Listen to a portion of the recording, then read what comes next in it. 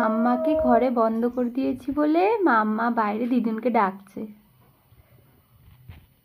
বাইরে যাবে? কি করতে? দিদুকে ডাকো।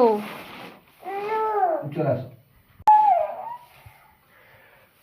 তুমি কোথায় যাবে? হ্যাঁ,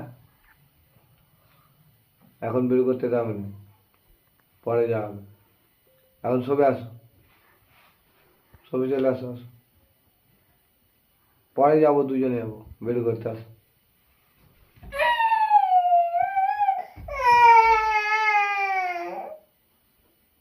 খুব জেদি হয়েছে তুমি মাম্মা।